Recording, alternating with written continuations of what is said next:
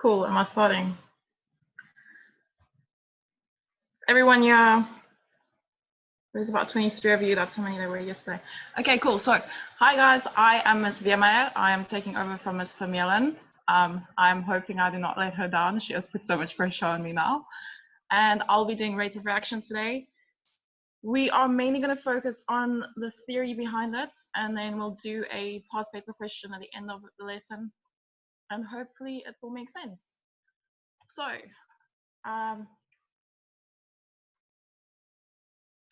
okay, by the end of this lesson, you'll be able to define rates of reactions.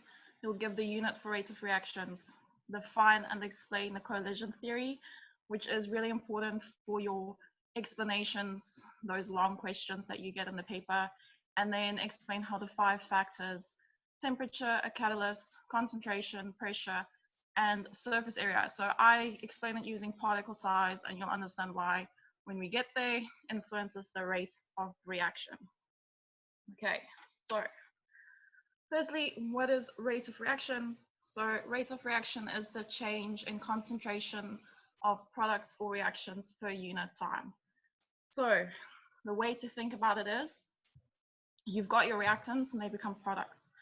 So we are measuring how quickly or how slowly your reactants are becoming products, so decomposing, or how quickly your products are actually becoming products. So you start off with nothing and you end up getting a product. And the way we do it is we say it is the change in concentration over the change in time. So the little triangle delta means change, and that means that it is your final concentration minus your initial concentration. So just on that note, I'm just going to do later on explain concentration again because it might become a bit difficult sometimes. But first, let's look at the collision theory.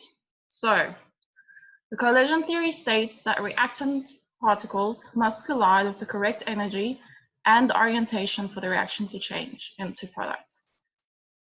So in order for a reaction to occur, 3 things must happen. They have to collide, the particles, and they have to have the correct orientation.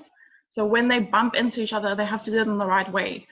So a way of explaining that is if you think about a rugby match, for instance, and the guys are tackling each other. When they have a missed tackle, the guy gets away with the ball and he's running on. So that's the same in chemistry. If things are bumping into each other, but they miss each other or they don't do it in a proper way and they don't have the correct orientation, the bonds won't break and new bonds won't form. And then lastly, they have to have enough energy. So there is a minimum amount of energy that they need to have, and we refer to that as activation energy. So this graph comes from grade 11. Hopefully you've all seen it. And activation energy is the energy between where your reactants are and how much energy you need for your reactants to turn into products. So just quickly, I want to explain that graph. Okay, so if you look at this image over here, imagine that you are playing mini golf and you're this man and you're standing at this energy level over here where the reactants are. And you hit your golf ball and it has to go all the way over this bump down to where this little flag is that indicates that you have hit it into the hole. Yeah, it's similar to exo and endothermic reactions, Mason. It's the same graph. So you take your ball and you hit it over here and it rolls all the way back. And you hit it again and it comes here and it rolls all the way back. And then lastly, you hit the ball and it gets to this point and it rolls over and it goes into the hole. So this is the same concept. When you are working with your chemicals, you'll start off with your reactants here. So let's say you've got an A and you've got bad circles, a B and a C bonded together.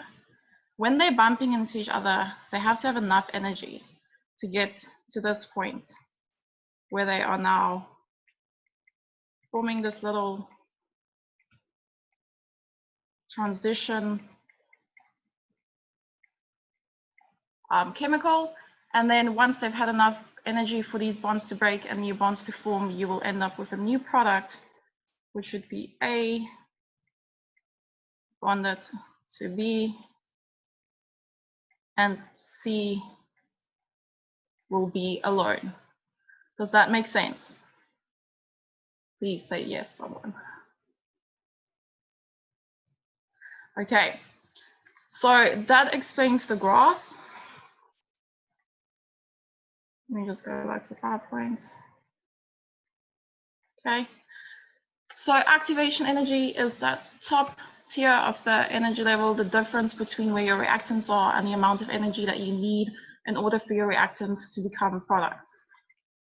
And that is also the minimum amount of energy needed for a reaction to occur. So you cannot have a reaction if your particles do not have this activation energy. If none of them have it, you'll never have a reaction. No matter how many particles you have, no matter what the concentration is, that won't change. Okay, then another way, yes, A and C can also bond. In my example though, it didn't. Okay, so then another way that we represent this is called your Maxwell-Boltzmann graph.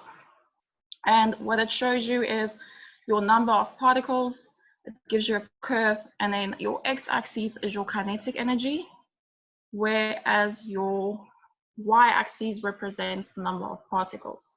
So one very important thing to remember, your curve, everything underneath the curve is all of the particles that take place in your reaction, okay?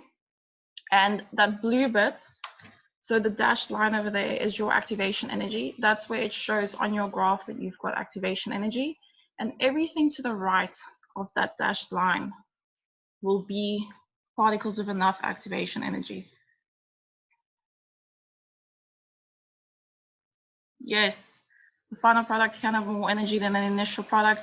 Now you're thinking about exothermic reactions and endothermic reactions.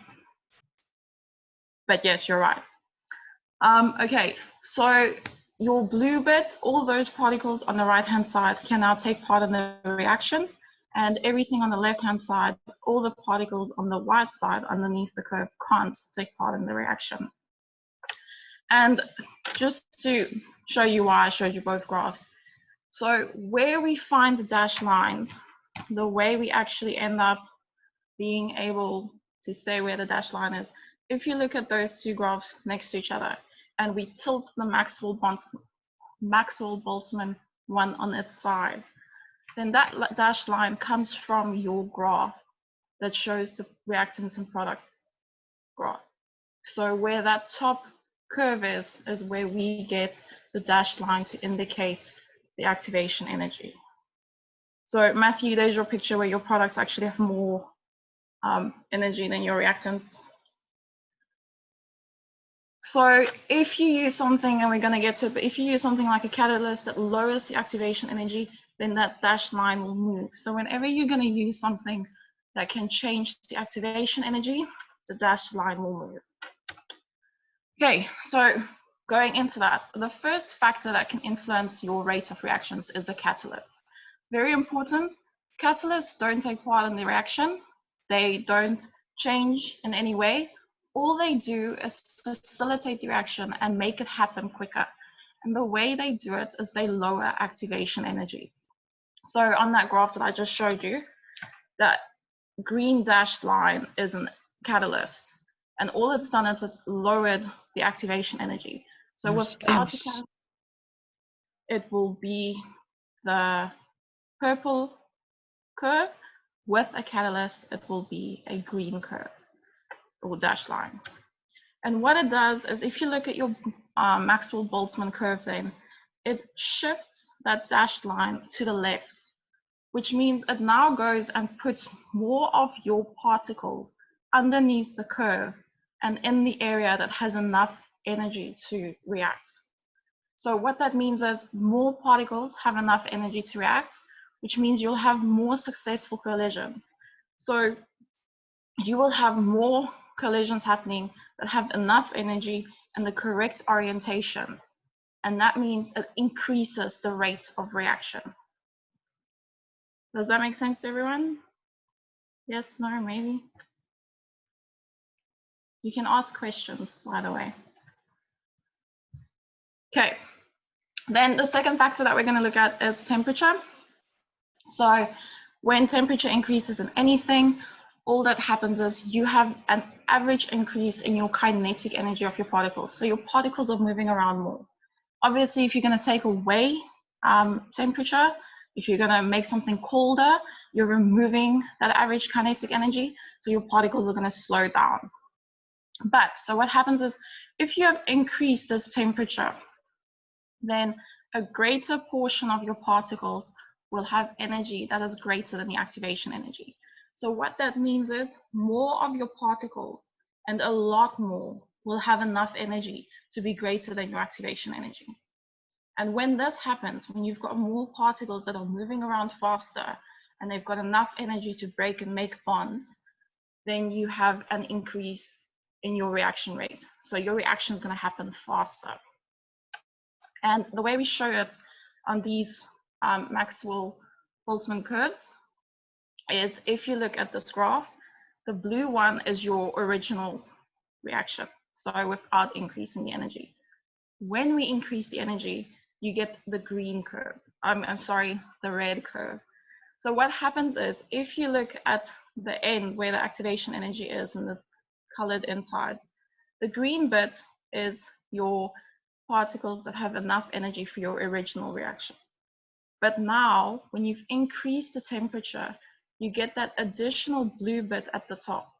So it now has the blue bit and the green bit. So it's almost got double the particles that has the amount of energy that it needs for the reaction to take place. Sorry, Tabani, I'll slow down. Okay, so what that means is when you're increasing the temperature, what is happening is that more of your particles gain kinetic energy, so they're moving around quicker. When more of them are moving around quicker, it means more things will bump into each other. Both. So the 2016 paper, there was a question where you were asked to draw the graph, and the later papers you're asked to interpret them. So they can give it to you both ways, where they ask you to either draw it or interpret it. So the you'll see later on the example that we do today, we're interpreting it, but they can ask you to draw it. So then just think about it. What do you think is going to happen if you cool it down on this graph? Which way do you think the curve will shift? So now we're taking away energy. We're removing heat. Yes, it is going to shift to the left. So when it shifts to the left, what's going to happen is your blue curve is going to go even more to the left. And when that happens, it means that even fewer particles will have enough activation energy. So enough energy for these reactions to occur. And you will have a very slow reaction taking place.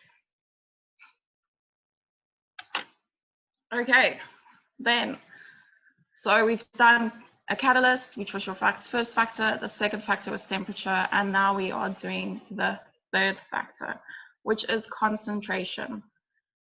So concentration is always a difficult one because you guys seem to get confused between a high concentration and a dilute concentration and things like that. In this case, we are going to think about concentration in terms of the number of particles in a particular volume. So if you look at the picture at the bottom, the high concentration and the low concentration are both in the same size cube.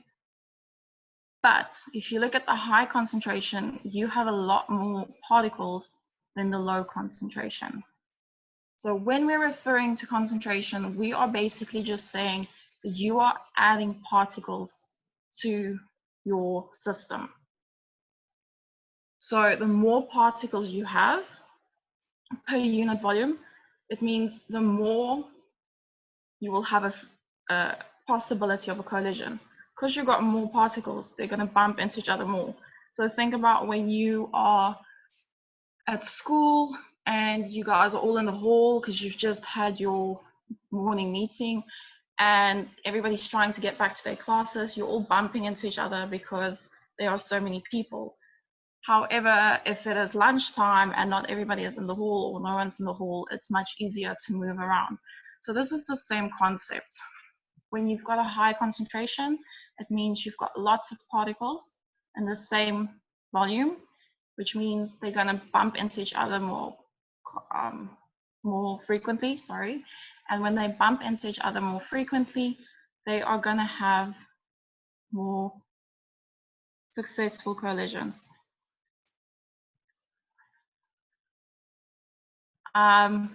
So HCl will always have a concentration because it's not a pure liquid.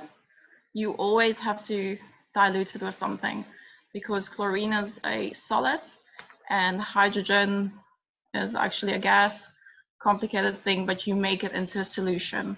So yes, HCl will always have a concentration because you're making it. It's not something that's naturally just there, if that makes sense. Because you mix it with water, then yes, it will always have a concentration.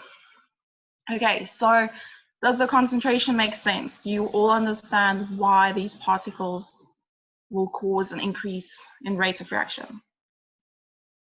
And then obviously for a lower concentration, you have fewer particles. So the opposite is true.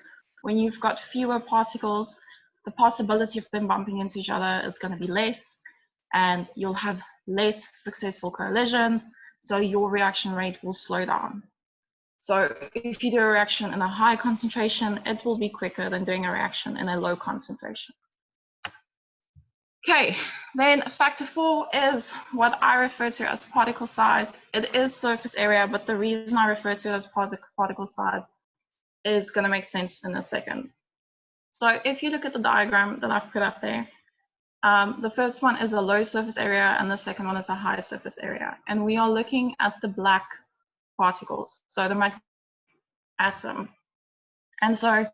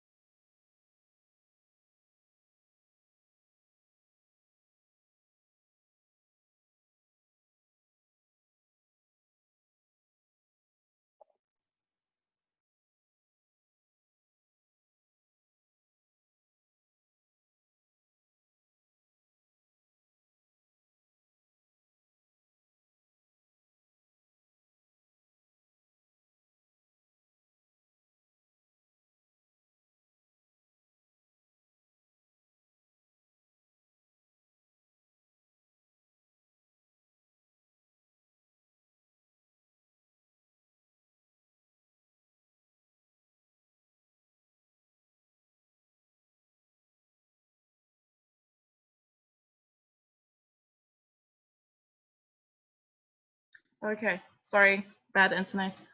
Let me just re-explain that section. So as I was saying, when you're making yourself some tea, you can either put in the cubes, little sugar cubes, or you can put in the powder. And the sugar cubes are going to take longer to dissolve than the powder will. So this is the same concept. When you look at the first one where you've got a low surface area, then you've got one cube and everything's trying to kind of hit that cube, but it's difficult for all the other particles to get access to it.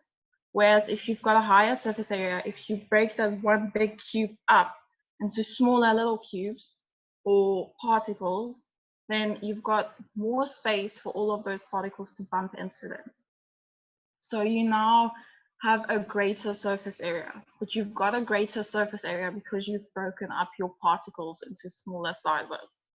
And that's what we do when we take something like aspirin or grandpa's, and you squish it and you make it a powder and you throw it onto your tongue or into your water. It's the same concept. So you're basically just trying to increase the surface area so that the reaction can occur quicker. So by decreasing the particle size, by making them smaller, you will increase your surface area. And when you increase the surface area, it means that more particles can react with each other and they can collide with each other successfully. So they've got the right orientation, they've got enough energy, and that means that your reaction rate will increase. Does that make sense? I didn't lose anyone anyway because of my internet, did I? Yep, okay, cool. Then the fifth factor, and this one is sometimes the most difficult one to interpret because you kind of have to think backwards, but yeah, is pressure. And one important thing to remember is that pressure only applies to gaseous reactions. So you can only apply pressure to something when it's a gas. When it's a liquid as well, but we generally only look at gases. So if you really don't know in a test or an exam what they're talking about, please only choose pressure when you're working with gases. Okay, so with the gas, one thing to remember is that pressure and volume are inverses of each other. So that means that if your pressure increases, your volume will decrease. Hopefully you guys remember that from last year. So when you increase the pressure in a system, you are decreasing the volume. So if you look at the picture there, the one on the right, where the metal piston is coming down, you're making that space smaller. So you're increasing the pressure and making the space smaller. And what happens is when you make that space smaller, you're pushing your particles closer together. So what happens when things are closer together? They're gonna have the opportunity to bump into each other more. So by increasing the pressure, decreasing the volume, the particles are closer together, which means they're gonna bump into each other more frequently. And that means that they are most likely gonna collide more successfully. And when they do that, they have a higher reaction rate. So you're increasing the reaction rate.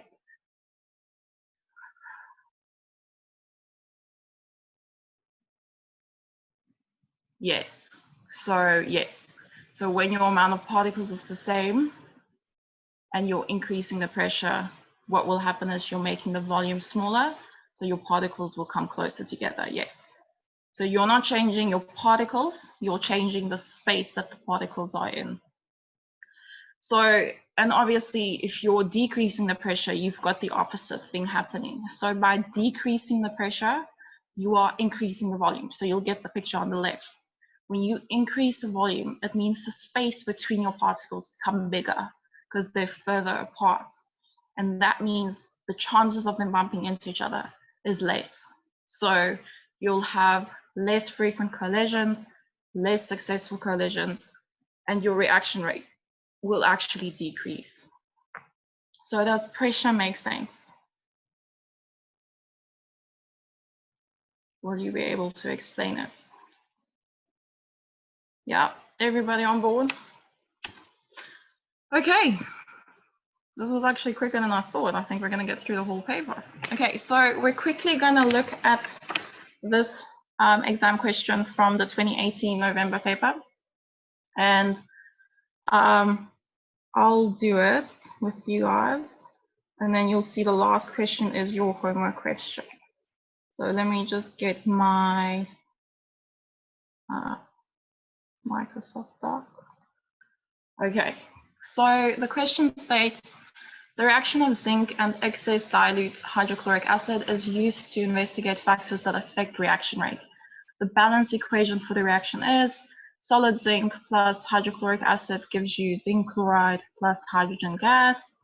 And then the reaction conditions used and the results obtained for each experiment are summarized in the table below.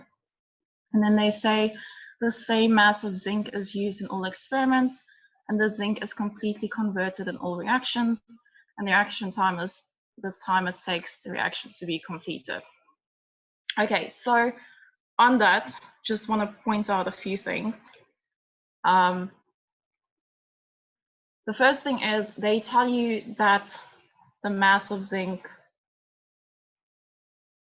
stays the same for everything. So that should already tell you that is a constant. That is not something that's going to change. Okay. The second thing that they tell you is that zinc is completely converted in all reactions, which means it won't ever be a limiting reagent. It's just going to let the reaction take place. And then they're giving you the table. So the first question they ask us is, in experiment 1 and 5, sorry, if they are compared, write down the independent variable. So just a quick question, what is independent variable again?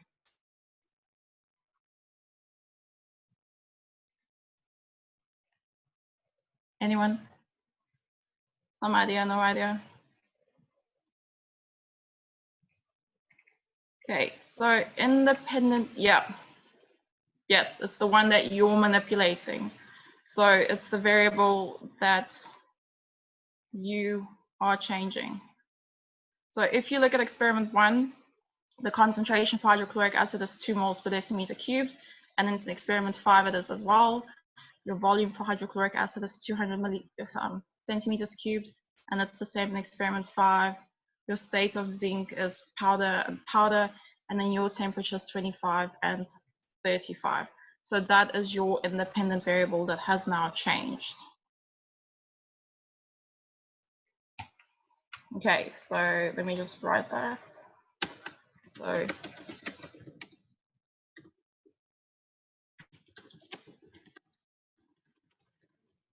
okay, then they're asking us to define the reaction rate. So the reaction rate would be, how many of you paid attention on the first slide?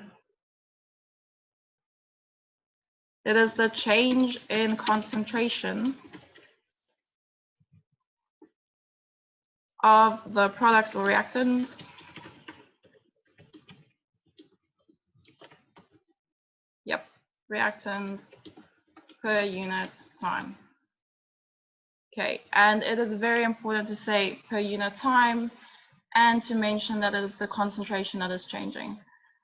You can also say that it could be the mass or something like that, but then you have to be specifically referring to what is happening in your experiment.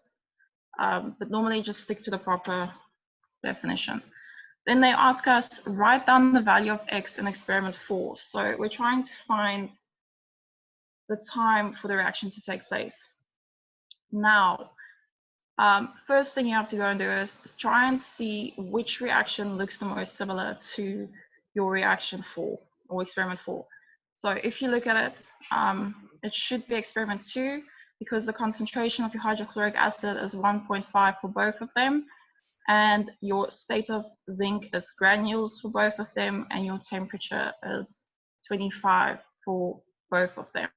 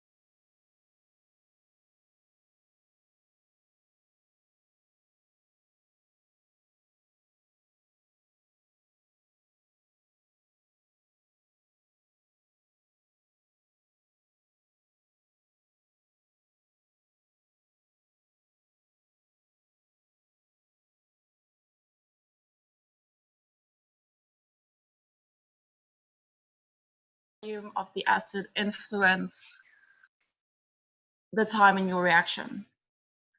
And the answer is no. Adding more acid into it doesn't change the reaction.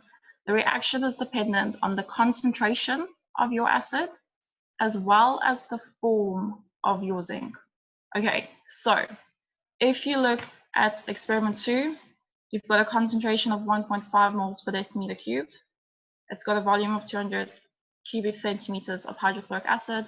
You've got granules as your zinc, and you've got a temperature of 25 degrees Celsius. And that tells you that your reaction time is 14. Okay, so they're asking you to write down the value of X, which is the time over here, for experiment 4. Yep, busy with it. Okay, so they're asking you to write down the value of X, which is your time for experiment 4. And we have to kind of figure out how we're going to get to that answer. So the first thing that I was saying is you go and look at which experiment is the closest to the one that you're looking at. And we said it was 2 because you've got the same concentration. So if you look at it, the concentration of hydrochloric acid here is 1.5. And for experiment 4, it's also 1.5.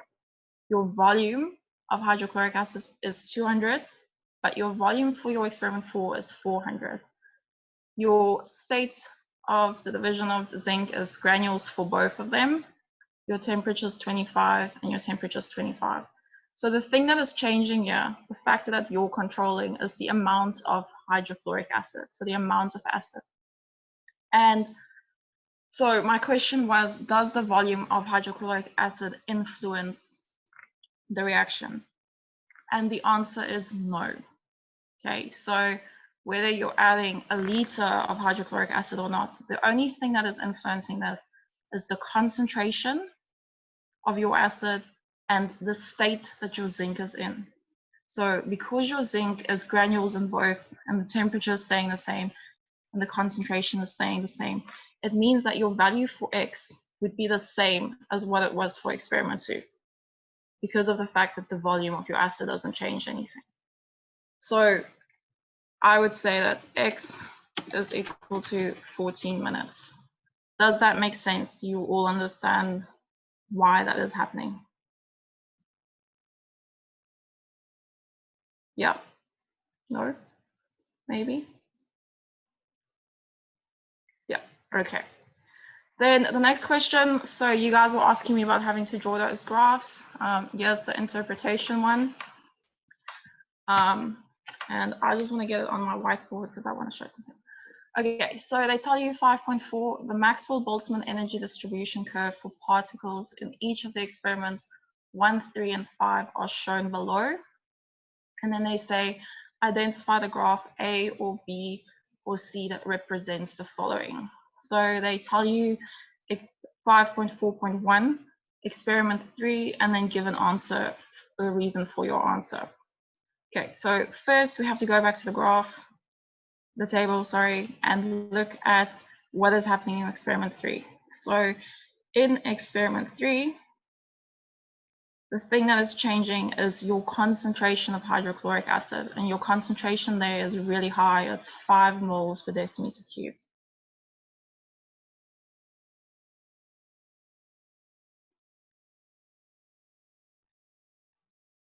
Yes, that means you don't have to use concentration. If they give you the question asking you for mass per second, the change in mass, then you answer it based on what they're asking you in the question. Okay, so just looking at your experiment 3, you have a higher concentration.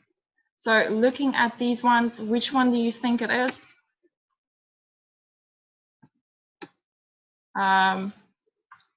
Do you think it's A, B, or C? So remember, the area under the curve is the number of particles, and we are increasing. Nope. We are increasing. Yes, it is going to be B. It will be B because we're increasing the number of particles. So what happens when you've got a number of particles that increase? Your curve is going to be bigger. So the answer here will be B, and our reason will be there's an increase in HCl concentration. And that means that the particles increase.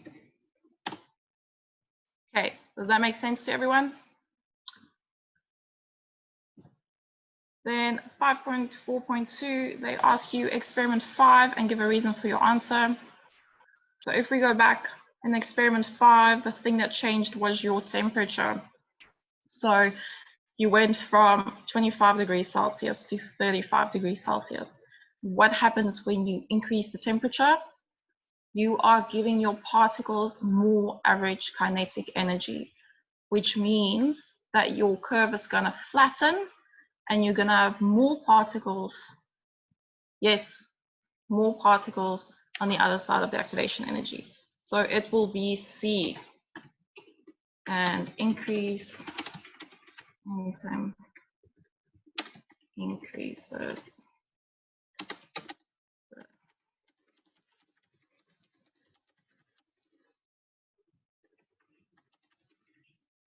Okay, then question 5.5.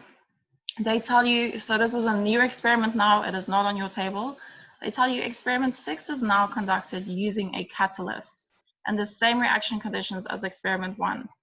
So you are having the same thing that happened here. You've got 2 moles per decimeter cubed of concentration. You've got your 200 cubic centimeters of hydrochloric acid. You've got your powder and you've got 25 degrees Celsius. And they are asking you, what happens when you add a catalyst? So first things first, what does a catalyst do? Yeah, so a catalyst decreases the activation energy. Okay, then they ask you, how will the heat of reaction in experiment 6 compare to that in experiment 1? Choose from greater than, equal to, or less than. So they're asking you, if you had to look at this whole reaction, does the heat change? So does the energy change? No. Yes, Cal, you're right. The heat doesn't change. It's going to be equal to. And the reason is, when you're adding a catalyst doesn't take part in the reaction. A catalyst just decreases the activation energy. So it doesn't change. Sorry.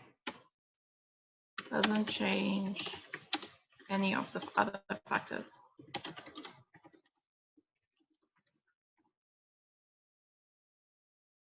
Okay. So my homework question to you guys, why is nothing changing? There we go. Would be this one, 5.6. And it asks you to calculate the average rate of reaction with respect to zinc for experiment 2 if you had 1.5 grams of zinc. Okay, so you're looking at experiment 2. So you've got a concentration of 1.5 and you've got 200 cubic centimeters.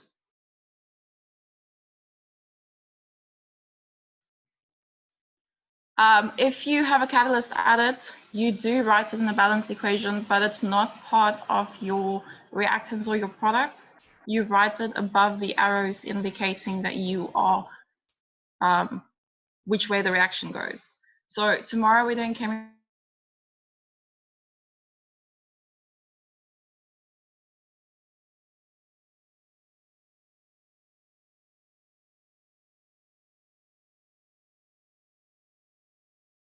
Reaction. Does that answer your question?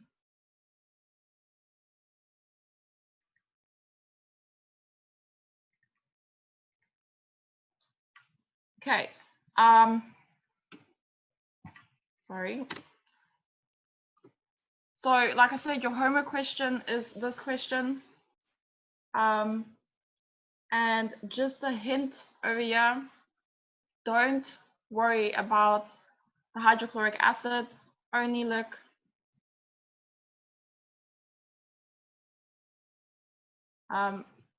This is okay, so we just start again. Sorry, I see I cut out again.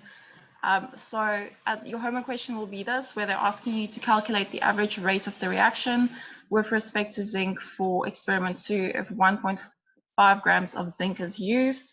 So you're gonna take your grams of zinc and always convert it to moles, and then you go from there working out your rate of reaction. So now you're working with zinc, don't worry about the hydrochloric acid. Don't be fooled by the table. They are trying to give you an information overload, but just focus on what you're given and you should be fine. So I'll obviously put this document onto the Google Drive with all the answers, and you can go check whether your homework question was correct. So hopefully by the end of this lesson, you can define rate of reaction as the time it takes for reactants to become products.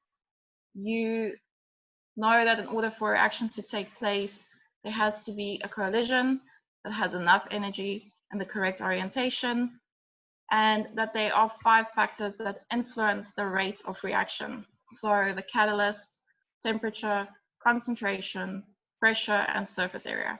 And most importantly, please remember, pressure is only when you're working with gases, nothing else. Then I have put up a few links for you guys. Please go have a look at them.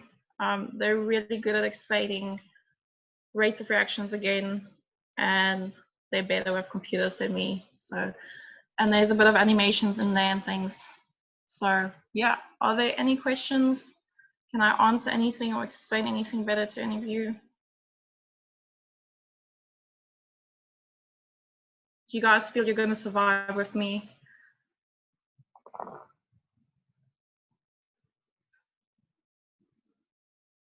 Okay, cool. So tomorrow we're doing chemical equilibrium. I do think it's a bit of a long lesson, so it might spill in over to Thursday. We'll just see how it goes.